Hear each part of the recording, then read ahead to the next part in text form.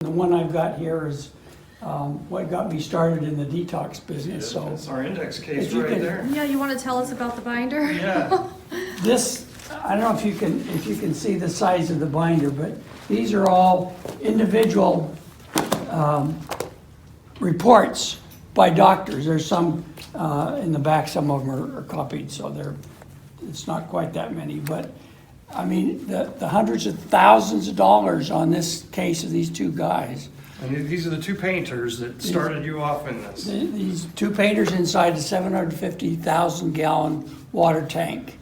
And they didn't have the proper personal protective equipment.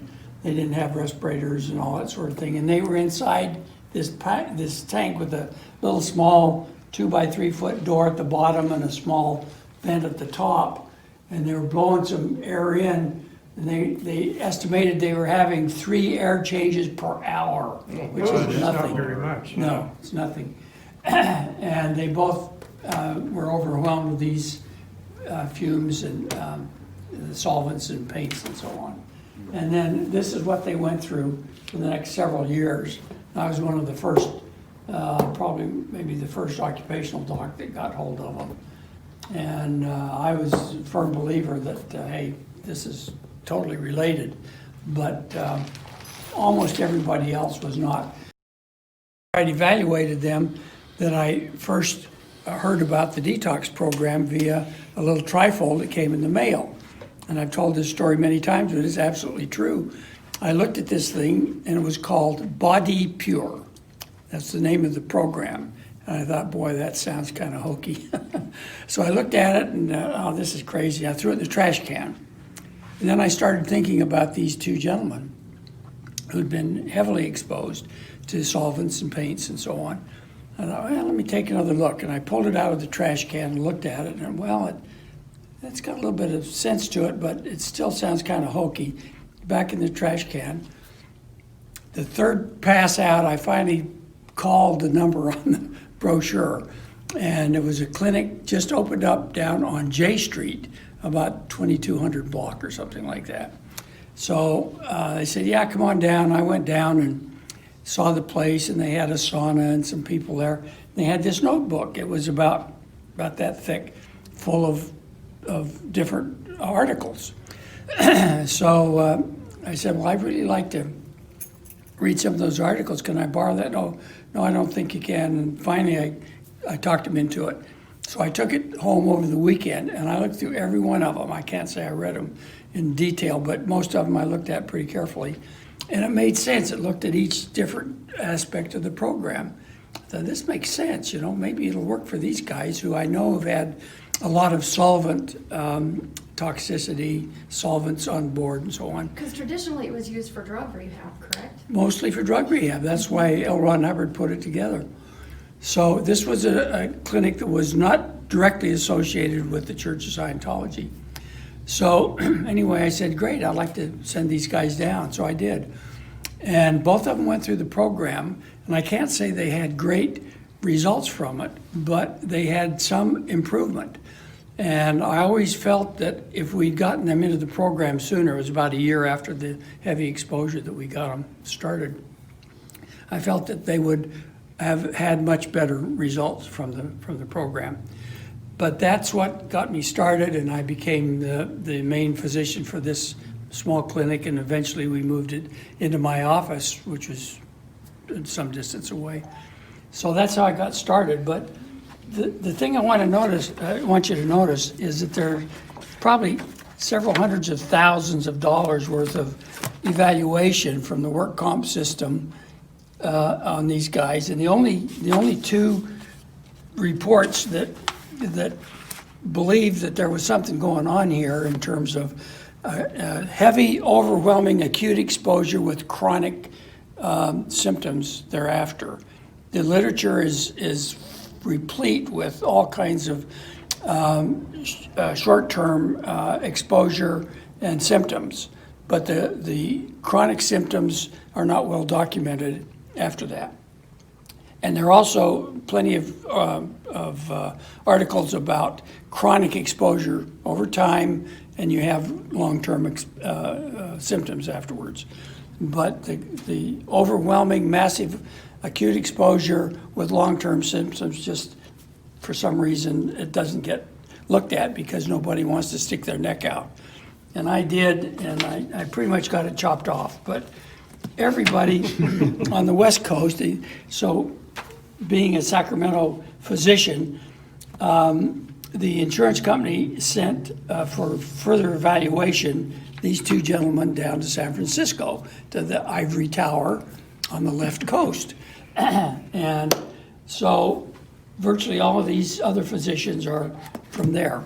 And virtually none of them could see anything beyond, oh, this guy had drug problems before, and that's obviously the problem, and this and that and the other. And they picked up on anything except this heavy exposure, which for some reason they could not see had caused major problems for these guys. Or they didn't want to see. They didn't want to see, absolutely, because the company being sued was the public utility district in Reading. And of course, it's a state entity. Now, these weren't necessarily state doctors, they weren't, but on the other hand, they know which side their bread and butter is buttered on and so on. But anyway, these two are the ones that you can look at. If you use any of this, you've got to black out names. Absolutely. And so I'd be very, very careful about that. And back in the back, you'll see some of the same names, and these are probably just copies, some of these back here. But up to about Biddle, I think, maybe at least that much. So these are reports and on these two gentlemen. medical records Yeah. and so on. Psychiatric, neurologic. The neurologists are not used to seeing chemical cases. They're not comfortable with it.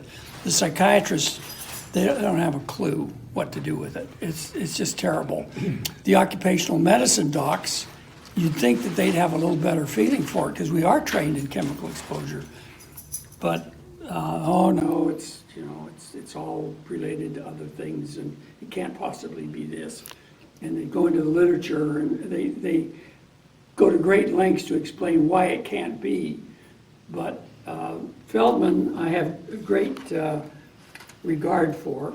He's a neurologist in Boston, and he's probably dead now, but he's the guy to whom I referred these guys initially. And he backed me up all the way, so.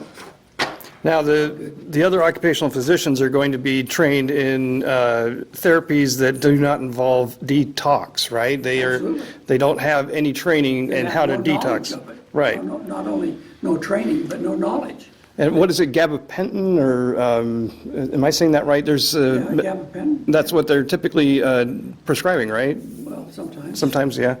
So they're basically not doing anything to treat the underlying condition. They're just going to treat the symptoms. Well, they're not even going to do that. I mean, they're just denying that it's related, so the poor guys are left to their own. Wow. You know, it's just terrible. It's a crime. And they don't understand yes, they may have had problems, issues before, but they were where they were when they got that exposure, Yeah. and that put them over the edge. Yeah. They don't understand that. They don't, And then some people are more vulnerable than others. Even healthy people can't detox as well. Let me tell you one other story. I got a million of them, but fairly early on, after I've been doing this for some time, several years, my office was down on number 1 Scripps Drive. And on the floor above me was a allergist. Very nice guy. He was, I forget his name now, he was from India, I think. But we became friends because our offices were the same building and so on. And he says, hey, why don't you come to the Christmas party? He says, I'm the secretary for the Sacramento Valley Allergy Association. Wouldn't you come and present this information? I find it very interesting. I said, sure, I'd be glad to. So he said, there's going to be the wives there and the allergists and so on. And so I got my suit on and so on. I go and have a nice meal, and I say, okay, Dr. Root. So I get up, give my spiel about the detoxification program. And I go through, what the elements are and how it works and so on and so forth. And so finally I come to the end and I made one mistake. I said, are there any questions? And so I had a few wives, raise their hand, well, Dr. Root, what about this and what about that? And I'd answer these questions, no problem at all. And I noticed in the back, there's this one guy slouched down like this, And I finally said, are there any other questions? And raised his hand. And this guy proceeded to call me a quack about 4 or 5 times and a few other choice epithets. And just totally denigrated this whole idea. And I just stood there and kind of, listened and let him spout off. And finally, I said, are there any other questions? Total silence. So, thank you very much.